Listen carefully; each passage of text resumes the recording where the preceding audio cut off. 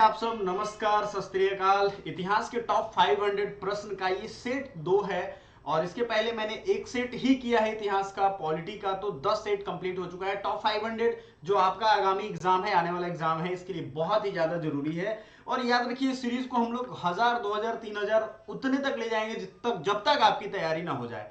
6 बजे शाम में ये सीरीज आएगा आपका। वीडियो मजे से इसका आंसर करिए लाइव रह करके। और ये सब ये प्रीवियस ईयर क्वेश्चन है, याद रखिएगा, पिछले साल आपके एग्जाम में पूछे जा चुके हैं। इंग्लिश और हिंदी दोनों में क्वेश्चन है, तो आपको टेंशन लेना नहीं है। What was the primary economic motive behind British colonization in India? Bharat में ब्रिटिश उपनिवेशीकरण के पीछे प्राथमिक उद्देश्य, आर्थिक उद्देश्य क्या था? सांस्कृतिक विनियमन, आर्थिक शोषण, धार्मिक सद्भाव, वैज्ञानिक विकास। अगर इस क्वेश्चन को आपने समझ लिया हो तो हम बता दें इसका राइट आंसर। देखते हैं कितने लोगों का सही होता है। ये है आर्थिक शोषण। देखो, उपनिवेशीकरण क्या होता है? जब कोई भी देश दूसरे देश को अपने अधीन ले लेता है इकोनॉमिक कारण से। उपनिवेश एक शब्द है जिसमें निवेश जुड़ा हुआ है। आप देखो, निवेश, इन्वेस्टमेंट, समझ रहे हो? तो ये चीज आर्थिक शोषण के लिए ही होता है। अगला देख लेते हैं। अगला question, the introduction of which cash crop had a significant impact on Indian agriculture? Hindi वाले बच्चों के लिए, ब्रिटिश शासन के दौरान किस नकदी फसल के आने से भारतीय कृषि पर एक महत्वपूर्ण प्रभाव पड़ा? तो ये आपको समझना पड़ेगा। चावल, जूट, चाय या गेहूं? अब ये एक बहुत अच्छा सवाल है, आप लोग इसका आंसर जानते भी हो। चावल के आने से क्या अनुकूल या प्रतिकूल प्रभाव पड़ेगा? जूट, जूट तो यही का था, ठीक है। कपास, जूट, ये सब सिंधु घाटी सभ्यता के टाइम से है। चाय और गेहूं, राइट आंसर क्या हो जाएगा? चाय, ठीक है। नकदी फसल जो चाय है उसने बहुत कुछ चेंज कर दिया, ठीक है ना। ये आपको हिस्ट्री भी पता होगी। तीसरा और क्वेश्चन हिंदी और इंग्लिश दोनों देख लेते हैं। ब्रिटिश द्वारा थोपी गई भू राजस्व प्रणाली, what was the impact of British imposed land revenue system known as permanent settlement? अस्थाई बंदोबस्त जिसे कहते हैं, जो भू राजस्व व्यवस्था थी, अस्थाई बंदोबस्त, उसका क्या असर पड़ा इंडियन फार्मर्स पे? Reduced tax burden, increased agriculture productivity, economic prosperity, increased poverty and indebtedness. क्या हुआ बताइए जरा, क्या लग रहा है आपको, क्या हुआ इससे? तो इससे सबसे जो दिक्कत वाली बात हुई कि ये परमानेंट सेटलमेंट था, इसमें गरीबी बढ़ी। जो आम तबके के लोग थे, इसमें 10/11 जो है वो दे देना था अंग्रेजों को। जमींदार इसके मालिक बन गए, जमीनों के बड़े बड़े प्लॉट्स के, एंड वो शोषण करते थे। 10/11 कुछ और बताते थे, इधर से कुछ और लेते थे, और गरीब जनता इतनी ज्यादा गरीब हो गई और कर्ज के झोल में फंसती गई, ठीक है। चलो आगे बढ़ते हैं। ये चीज मैंने हिस्ट्री के कॉन्सेप्ट में पढ़ाया हुआ। Which industry severely affected by British policy of deindustrialization? Deindustrialization मतलब देखो, डी ई जब भी लग जाए इंग्लिश में तो उसका मतलब उल्टा, ठीक है। जैसे औद्योगिकरण, उद्योग लगाना, फॉरेस्ट को लगाना क्या हो जाता है? फॉरेस्ट, ठीक है। डिफॉरेस्टेशन मतलब डिफॉरेस्टेशन, और फॉरेस्टेशन, फॉरेस्टेशन फॉरेस्ट लगाना, डिफॉरेस्टेशन मतलब फॉरेस्ट हटाना। तो उद्योगों को हटाने से सबसे ज्यादा अगर हमारा उद्योग प्रभावित हुआ, उस समय लोहा इस्पात तो था ही नहीं, जहाज तो खैर निर्माण हम करते ही नहीं थे, बढ़ईगिरी भी नहीं था ऐसा, कारपेंटरी, कपड़ा उद्योग सबसे ज्यादा, टेक्सटाइल अफेक्टेड हुआ था। जिन लोगों का एक पहला ए आंसर सही है वो सबसे ज्यादा सही है। अगला क्वेश्चन देख लेते हैं। ब्रिटिश शासन के दौरान भारत में रेलवे नेटवर्क का निर्माण मुख्य रूप से किस उद्देश्य को पूरा करता था? आंतरिक व्यापार को सुगम बनाना। क्या लगता है आंतरिक व्यापार अंग्रेज करते थे? वो सीधा यहाँ का चीज ले जाके दूसरे देशों में बेचते थे, अपने देशों में, यूरोपियन कंट्रीज में। इनहेंसिंग एग्रीकल्चर प्रैक्टिस, इसका भी कुछ वजूद नहीं होता है। एडिंग मिलिट्री ट्रांसपोर्टेशन, यस, कहीं भी दंगा फसाद होता था तो रेलवे बनने से सबसे ज्यादा जो खासियत थी कि ऐसे रोड से आने में, रोड, नदी, नाला पार करते बहुत समय लग जाता था। रेलवे बन गया तो वो तो एक तो लाइन है, और उस समय ट्रेन ज्यादा थी नहीं, तो सीधे मिलिट्री को भेज देते थे। बात समझ में आया? तो ये आपका military transportation is the right answer. 5 का सी। देखो आजकल के क्वेश्चन ऐसे आ रहे हैं, बहुत मेहनत करके ये चीजें हमने एक्सट्रैक्ट की है आपके लिए। और जो भी बच्चा मन से तैयारी कर रहा हो, निराश नहीं होगा अगर उससे नहीं बनता है तो। एक समय था जब मैंने भी सारे एग्जाम क्रैक किए थे, तो उसके पहले एक लेवल बनाने में टाइम लगता है। सो क्वेश्चन को नोट करो, इसकी पीडीएफ आपको हमारे एकेडमी पॉइंट एप्लीकेशन पे मिल जाएगी, टेलीग्राम है उस पर मिल जाएगा। आपको देर नहीं करना। देखो मंथ एंड में बहुत सारे पीडीएफ हम एक साथ भेजते हैं, तो आपको क्या होगा, एक जगह वो रहेगा, उसको सेव कर सकते हो। ऐसे छिटपुट भेजूंगा तो आपको नहीं दिखेगा। So, what impact did the British monopoly on salt production have on the Indian economy? अब जो नमक उत्पादन पर ब्रिटिश का एकाधिकार था। अब नमक ऐसी चीज है जो हर चीज में डाला जाता है, ठीक है। मतलब आप समझ लो कि खाने भोजन से लेकर के दारू के चखने तक हर व्यक्ति को किसी ना किसी रुपए नमक की जरूरत पड़ती ही है। तो ये एक मजाक में बोल रहा हूं, बट ये सच है। तो राजस्व में वृद्धि, स्थानीय नमक उद्योगों को बढ़ावा देना, बड़े पैमाने पर तस्करी को बढ़ावा मिला, स्वास्थ्य की स्थिति में सुधार। क्या हुआ, नमक उत्पादन जो होता था उस पर ब्रिटिश ने कब्जा कर लिया, तो इससे भारतीय अर्थव्यवस्था पर क्या प्रभाव पड़ा।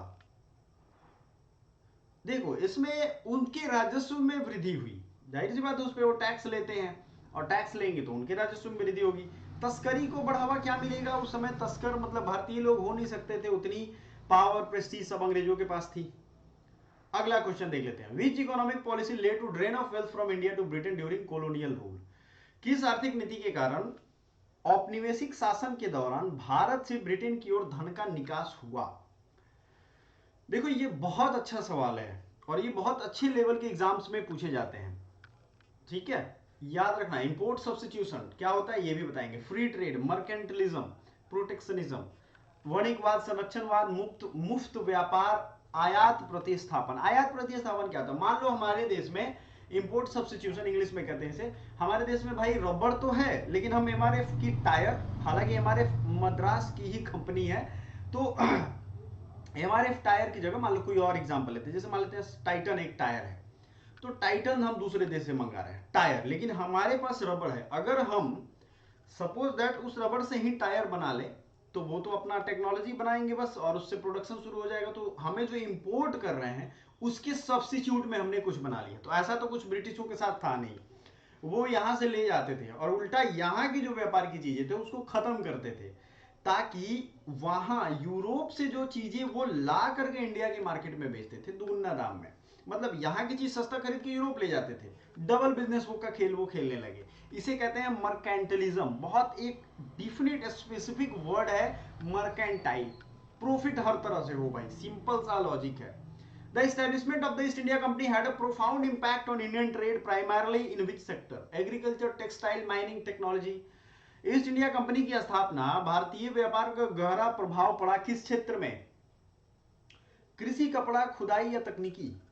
तो आपको पता है कपड़ा को इन्होंने मतलब जो प्रोडक्शन था ना यहाँ का वो बर्बाद करके ही रख दिया।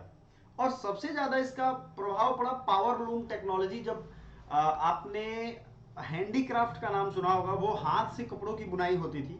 ब्रिटिश इंडस्ट्रियल रिवॉल्यूशन जब हुआ ना, तो पूरे दुनिया में इंडस्ट्रियल रिवॉल्यूशन से ब्रिटेन को बहुत फायदा हुआ और कपड़ों की बुनाई अब तेज होने लगी। तो भारतीय कपड़े हाथ से बुनते थे, वो धीरे बनते थे, और यूरोप में जो कपड़े बनते थे वो तेजी से बनने लगे इसी टाइम में, तो वो यहाँ सस्ते रेट पे आने लगे। तो अब भारतीय कपड़े महंगे, यूरोप के कपड़े सस्ते, तो कोई खरीदना नहीं था। तो सबसे ज्यादा फर्क क्या पड़ा, कपड़ा व्यापारी पे और भुखमरी के कगार पे ये आ गए। इतिहास एनसीईआरटी पढ़ो, दिल दिल झंझोर देता है कभी कभी। औपनिवेशिक शासन के दौरान भारतीय मुद्रा को ब्रिटिश पाउंड से जोड़ने का क्या महत्व था? अब आप ये समझो कि जब भारत आजाद हुआ तो ब्रिटेन का पाउंड और भारत की रुपया एक बराबर था, 1 रुपया इसका 1 रुपया उसका लेके जाओ, मस्त था। आज क्या स्थिति है, डॉलर 82-83 रुपए अभी के टाइम में है, आगे तो और क्या हो सकता है देखना पड़ेगा। सो औपनिवेशिक शासन के दौरान भारतीय मुद्रा को ब्रिटिश पाउंड से जोड़ने का क्या महत्व था? मुद्रा स्थिरता, महंगाई पर नियंत्रण, आर्थिक स्वतंत्रता, अनुकूल विनिमय दरें। विनिमय दरें मतलब समझ रहे हो, इसी रेट पे हम आपसे एक्सचेंज कर लेंगे। सपोज दैट अभी डॉलर 1 रुपया के बराबर 1 डॉलर हो जाए, तो आपका क्या होगा, आपका तो मजा आ जाएगा ना, जाएगा डॉलर, अमेरिका का सामान खरीद लोगे आप। लेकिन ये चीज है नहीं, तो वहां के लोगों को यहाँ का सामान सस्ता लगेगा और यहाँ के लोगों को वहां का सामान महंगा लगेगा। तो अनुकूल विनिमय दरें होंगे तो ब्रिटिश आते थे, फटाक से इंडियन खरीद ले जाते थे, कोई झोलझाल था नहीं, पाउंड स्टर्लिंग चलता था उनका। अगला देख लेते हैं। The introduction of cash based economy by the British led to the decline of which traditional economic system in India? Barter, feudal, guild and caste based. अंग्रेजों द्वारा नगदी आधारित अर्थव्यवस्था की शुरुआत के कारण भारत में किस पारंपरिक आर्थिक प्रणाली का पतन हुआ? वस्तु विनिमय प्रणाली, सामंती व्यवस्था, गिल्ड प्रणाली, जाति आधारित अर्थव्यवस्था, क्या था? तो सामंती व्यवस्था जो थी वो सबसे ज्यादा पतन में आने लगी इसके बाद। गिल्ड सिस्टम ये एंशिएंट इंडियन हिस्ट्री में था।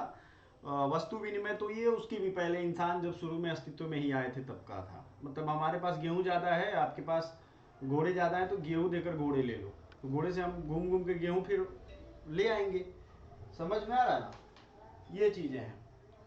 अगला अगला क्वेश्चन है हमारा 12 number. The implementation of English education system in India had what economic impact? Bharat में अंग्रेजी शिक्षा प्रणाली लागू होने से किस प्रकार का आर्थिक प्रभाव पड़ा? बेरोजगारी बढ़ी, कार्य बल कौशल में वृद्धि, कृषि उत्पादकता में वृद्धि, पारंपरिक ज्ञान प्रणालियों को मजबूत किया। तो अंग्रेजी शिक्षा प्रणाली से क्या हुआ? बेरोजगारी बढ़ी, कार्य बल कौशल में वृद्धि, आर्थिक प्रभाव। सिंपल समझो, इकोनॉमिक इंपैक्ट पूछा जा रहा है। पारंपरिक ज्ञान प्रणालियों को मजबूत किया, ऐसा तो किया नहीं उन्होंने। पारंपरिक तो हमारा गुरु शिष्य परंपरा था, आश्रम में जाकर के बच्चे मतलब चटाई वगैरह बिछा के ऐसे नीचे जमीन पे और रटते थे। उनकी मेंटल कैपेबिलिटी इतनी अधिक थी कि उन्हें सारी ऋचाएं, वेद पुराण सब कुछ याद था। ये तो उन्होंने किया नहीं, इसको मजबूत नहीं किया, इसको खत्म ही कर दिया। कृषि उत्पादकता में वृद्धि, ये भी नहीं हुआ। कार्य बल कौशल में वृद्धि, बेरोजगारी बढ़ी। देखो, अंग्रेजी शिक्षा प्रणाली लागू होने से एक गैप क्रिएट हो गया। अब ट्रेडिशनल एजुकेशन रहा नहीं, अंग्रेजी पढ़ने वाले एक कैटेगरी का निर्माण हुआ। लोकल लैंग्वेज और अंग्रेजों के बीच में वो क्या करते थे? ट्रांसलेटर का काम करते थे, थोड़ा मोड़ा क्लर्क वगैरह का जॉब करते थे। मतलब आज के जमाने में बेरोजगारी जितनी है उतनी नहीं थी, पॉपुलेशन भी कंट्रोल ही था, लेकिन फिर भी अंग्रेजों से तो ज्यादा था। तो कार्यबल कौशल में उनको एक फायदा मिल गया। अब कोई भी अंग्रेजी पढ़ा हुआ व्यक्ति आयरलैंड, यूरोप, जर्मनी, फ्रांस से लाने की जरूरत नहीं थी, उनको यही मिल जाता था, जो छोटे पदों पे काम कर पाए। ठीक है, नेक्स्ट चलो हिंदी देखते हैं। ब्रिटिश नमक कर का भारतीय जनसंख्या पर क्या प्रभाव पड़ा? नमक का सेवन कम करें, नमक उत्पादन में वृद्धि, व्यापक विरोध प्रदर्शन का नेतृत्व किया, सार्वजनिक स्वास्थ्य में सुधार।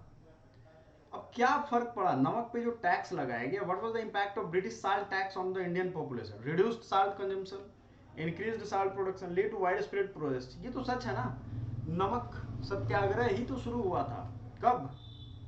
दांडी मार्च, भूल गए क्या आप लोग? दांडी मार्च, तो यही तो हुआ, वाइड स्प्रेड प्रोटेस्ट होता था। नेहरू ने भी मार खाई थी इसी में, पंडित जवाहरलाल नेहरू। ठीक है, so how did British policy of promoting cash crops affect food security in India? Improved food production, enhanced agriculture diversity, caused food shortages, increased self-sufficiency.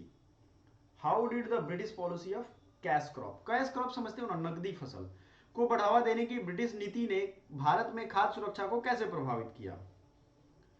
सीधा बात है, नकदी फसल रोपो मतलब रुपाई करोगे आप, प्लांटेशन करोगे नकदी फसलों की, तो जो जरूरत खाने वाली फसलें हैं वो नहीं होंगी, तो भोजन की कमी हो गई, सीधा बात है। अब कैश क्रॉप से, कैश क्रॉप को कोई खा थोड़ी ना सकता है। मतलब गुटखा है, आप समझ लो गुटखा किसी चीज से बनता है, वो कैश क्रॉप में है। जो तंबाकू है वो किसी चीज से बनता है, उसको थोड़ी ना डेली आदमी खा सकता है। वो तो एंटरटेनमेंट पर्पज या उनके घर में कुछ होता था तो वो खाते थे। सिंपल है, आगे बढ़ते हैं। The construction of Grand Trunk Road during the British rule aimed primarily at facilitating trade and transportation. अब जीटी रोड जो बना था उसका क्या काम था, क्या किया उसने? उद्देश्य बताओ। सांस्कृतिक आदान प्रदान, धार्मिक सद्भाव को बढ़ाना। देखो, ये जीटी रोड जो है ब्रिटिश रूल के टाइम में जो बना था, वो धार्मिक सद्भाव से उनका दूर दूर तक कोई नाता रिश्ता था नहीं। कृषि पद्धति का विस्तार ये भी नहीं किया उन्होंने।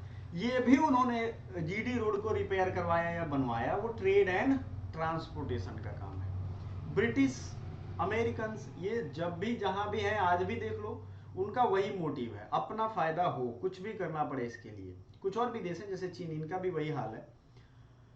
तो हर चीज की कीमत चुकानी पड़ती है। Which economic class in India was most adversely affected by British land revenue system? आओ समझते हैं। ब्रिटिश भू राजस्व प्रणाली में भारत का कौन सा आर्थिक वर्ग सबसे अधिक प्रतिकूल रूप से प्रभाव हुआ? किसान हो, जमींदार हो, उद्योगपति, व्यापारी? अब देखो, ये बड़ा अच्छा सवाल है, आपको इसका आंसर भी पता होगा, लेकिन थोड़ा इसको समझने की जरूरत है। भू राजस्व प्रणाली जो था, इसमें जमींदार तो कैसे ना कैसे बच जाएंगे, मान लो उनकी कोई इकोनॉमिक सोर्स है, वो पढ़ा लिखा आदमी था, नौकरी कर लेता था। उद्योगपति की तो खैर बात ही नहीं, उद्योग कर सकता है, ये उद्योग खत्म हो गया तो कृषि वाला नहीं उद्योग चल रहा है, दूसरा कर लेगा। व्यापारियों का भी वही हाल था, यहाँ व्यापार नहीं हुआ वहां व्यापार कर लेंगे। किसान एक ऐसी कैटेगरी थी जो ना व्यापार कर सकता था, ना उद्योग कर सकता था, ना जमींदार होता था। उसको तो जमीन वही है, उसी पे खेती करना है, उसी खेती पे करने के लिए कर्जा लेता था, कर्जा लेकर के फिर कर्जा लेता था, वो कभी चक्र खत्म नहीं होता था, आखिरी में वो भूख से तड़प तड़प के मर जाता था। तो सबसे ज्यादा प्रतिकूल प्रभाव किसानों पे पड़ा। Opium trade between India and China during British rule, Bharat और ब्रिटिश के दौरान, ब्रिटिश शासन, भारत और चीन के बीच अफीम व्यापार के क्या आर्थिक परिणाम हुए? तो चीनी आर्थिक गिरावट का कारण बना, भारतीय अर्थव्यवस्था को बढ़ावा, दोनों देशों को औद्योगिक विकास को, वैश्विक व्यापार संबंधों में वृद्धि। अफीम व्यापार होता था। भारतीय अर्थव्यवस्था को बढ़ावा तो मिला, जाहिर सी बात है, अफीम बेचकर, क्योंकि अफीम का इस्तेमाल नशा में और भी बहुत सारे कामों में होता है, एक्सप्लोसिव में भी थोड़ा बहुत उसका उस जमाने में होता था। वैश्विक व्यापार संबंधों में वृद्धि, औद्योगिक विकास से भारतीय अर्थव्यवस्था को थोड़ा बढ़ावा इससे मिला, पैसे आएंगे, जाहिर सी बात है। औद्योगिकरण, 18 क्वेश्चन, औद्योगिकरण के संबंध में ब्रिटिश नीतियों ने भारतीय उद्योगों के विकास को कैसे प्रभावित किया? मतलब इंडस्ट्रियलाइजेशन हुआ, भारतीय उद्योग को कैसे प्रभावित किया? त्वरित औद्योगिकरण जो कि हुआ नहीं था, औद्योगिक विकास अवरुद्ध। अब समझो, ब्रिटिशों ने लघु उद्योगों को चौपट कर दिया पूरा का पूरा। तकनीकी नवाचार को तो उन्होंने यहां दिया ही नहीं, जो भी नवाचार होता था वो वहीं पे बढ़ावा देते थे। यहां पे उन्होंने वही इंडस्ट्री लगाने दिया, या लगाया उन्होंने, जिससे उनको फायदा होता था। मतलब यहां से प्रोडक्शन करें तो इधर के अगल बगल के देशों में बेचें, यहां बेचें। औद्योगिक विकास अवरुद्ध, ये किया है उन्होंने, भारतीय उद्योगों के विकास को उसने रोक दिया। और सबसे ज्यादा टेक्सटाइल का हमने पहले भी समझा था। भारत में आधुनिक बैंकिंग प्रणाली की स्थापना में अंग्रेजों ने क्या भूमिका निभाई? बैंकिंग विकास में बाधा उत्पन्न हुई, बैंकों के विकास को सुगम बनाया, अनौपचारिक बैंकिंग को बढ़ावा दिया, बैंकिंग बुनियादी ढांचे को अनदेखी। देखो भाई, बैंकिंग का जो व्यवस्था था उसको अंग्रेजों ने बढ़ावा तो दिया था, बैंकों का विकास। अब देखो, अंग्रेज कुछ भी थे, बट वो ऑर्गेनाइज्ड थे, डिसिप्लिन थे, मतलब उनके हिसाब से, मैं अच्छा बुरे की बात नहीं कर रहा हूँ। उनके राज्य करने का, किसी को बेवकूफ बनाना हो ना, तो एक प्रोग्राम्ड तरीके से, ऑर्गेनाइज्ड तरीके से आप बेवकूफ बना सकते हो। ऐसे सोचोगे अच्छा आज बेवकूफ बनाते हैं, कल दोस्त बना लेते हैं, तो वो ज्यादा दिन चलेगा नहीं, वो समझ जाएगा आदमी। ऑर्गेनाइज्ड तरीके से जब बनाएंगे तो क्या होगा कि आज बेवकूफ बनाया तो कल देखेंगे अच्छा ये बेवकूफी में से थोड़ा होशियारी कर रहा था, थोड़ा और दूसरा तरीका लगाते हैं ना। तो उन्होंने बैंक को भी ऐसे ही इस्तेमाल किया था।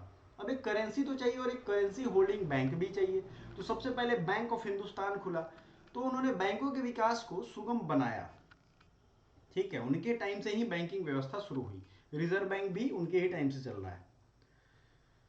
चलो, the introduction of telegraph system in India during British rule primarily served what purpose? British शासन के दौरान भारत में टेलीग्राफ प्रणाली की शुरुआत मुख्य रूप से किस उद्देश्य को पूरा करती थी? सैन्य संचार, सांस्कृतिक विनियमन, आर्थिक विकास, शैक्षिक कनेक्टिविटी। देखो, टेलीग्राफ जो सिस्टम था इसमें मुख्य रूप से सैन्य संचार ही होता था। ठीक है, कहाँ कहाँ अटैक हुआ, रेसिस्टेंस हुआ, वायलेंस हुआ, 1857 की क्रांति याद कीजिए, या कोई भी आंदोलन होता था तो सबसे ज्यादा टेलीग्राम का इस्तेमाल होता था। समझ रहे हो, टेलीग्राफ जिसको कहते हैं, उस पर क्या होता था, शॉर्ट कोडेड वर्ड में इंफॉर्मेशन आता था, है ना। अगला है, वन प्रबंधन पर ब्रिटिश नीतियों ने भारतीय व्यवस्था को कैसे प्रभावित किया? मतलब फॉरेस्ट मैनेजमेंट, सतत संसाधन उपयोग को सुगम बनाया, वनों की कटाई और पारिस्थितिकी असंतुलन को जन्म दिया, समुदाय आधारित वानिकी को प्रोत्साहित किया गया, वन्य जीव संरक्षण को बढ़ावा दिया गया। तो उनके टाइम में एक्चुअली रेलवे को जब स्लीपर्स की आवश्यकता थी तो बहुत सारे वनों को काटा गया।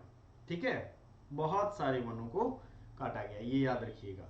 स्वदेशी movement during the Indian independence struggle is aimed to promote foreign goods, boycott British goods, encourage globalization. Swadeshi movement, Swadeshi आंदोलन का उद्देश्य क्या था? ब्रिटिश वस्तुओं का प्रचार, ब्रिटिश उत्पादों का बहिष्कार, वैश्वीकरण को प्रोत्साहित करें, औपनिवेशिक संबंधों को मजबूत करें। क्या था? स्वदेशी आंदोलन था, ब्रिटिश उत्पादों को बहिष्कार करना। ये तो पता है 1906 बंगाल विभाजन के बाद। How did British exploitation India natural resource impact environment? इसको हिंदी में देख लेते हैं। ब्रिटिश द्वारा भारत के प्राकृतिक संसाधनों के दोहन का पर्यावरण पे क्या प्रभाव पड़ा? मतलब ब्रिटिशों ने लूटा तो भारत को, सही बात है, लेकिन पर्यावरण पे क्या प्रयोग पड़ा? पर्यावरण क्षरण में योगदान दिया। जाहिर सी बात है, पर्यावरण, अब शेर को लॉर्ड कर्जन था, लाइन से 100 शेर को वो मारता था शिकार के दौरान। बढ़ी हुई जैव विविधता नहीं किया उन्होंने, पर्यावरण क्षरण में बहुत योगदान दिया। जंगल तो इतने काटे, उत्तराखंड के जंगल्स को काट के सबका स्लीपर बना दिया रेलवे का। बहुत सारा काम, उनके घर बनते थे तो वो लकड़ी के बनते थे, उसमें जो छत बनाए जाते थे उसमें लकड़ी की स्लीपर लगती थी। बहुत सारे रीजन थे। The establishment of the Reserve Bank of India was response to British economic policies, independence movement demand, global economic trends, agriculture challenges. RBI किसका रिस्पॉन्स था बताइए? ब्रिटिश इकोनॉमिक पॉलिसी का पार्ट था। आरबीआई होना चाहिए करेंसी रेगुलेशन के लिए, नहीं तो क्या होगा, किसी एक व्यक्ति के पास वो खुद ही बैंक बन जाएगा। जो बड़े बड़े पैसे वाले लोग हैं वो अपना बैंक चलाते थे। कैसे? अपना इंटरेस्ट वो देते थे और लोगों से वसूलते थे, तो बैंक ही हो गए एक तरीके के, चलते फिरते बैंक है। आज भी बड़े बड़े इंडस्ट्रियलिस्ट वो बैंक ही हैं। बैंकर एक वर्ड यूज होता है, उन्हीं लोगों के लिए है, बड़े लोग, अमीर लोग। ब्रिटिश द्वारा लगाए गए नमक कर का भारतीय नमक उद्योग पर क्या प्रभाव पड़ा, ये तो मैंने बता दिया है। देखो 25 क्वेश्चन मैंने कर दिया, और अगला 25 क्वेश्चन जो होगा वो थोड़ा फास्ट करेंगे। क्या आप लोग तैयार हैं? या इस वीडियो को यहीं रोक करके और नेक्स्ट वीडियो पार्ट 3 जो आएगा उसमें ही कंटिन्यू करें, उसमें 50 क्वेश्चन करते हैं, इसको रहने देते हैं। आप लोग हो सकता है थक गए हो, काफी दिनों बाद हिस्ट्री करवा रहा हूँ। सो चलो फिर रोकते हैं इसको और मिलते हैं अगले वीडियो में इसी टाइम पे 6 PM पे। Thank you so much.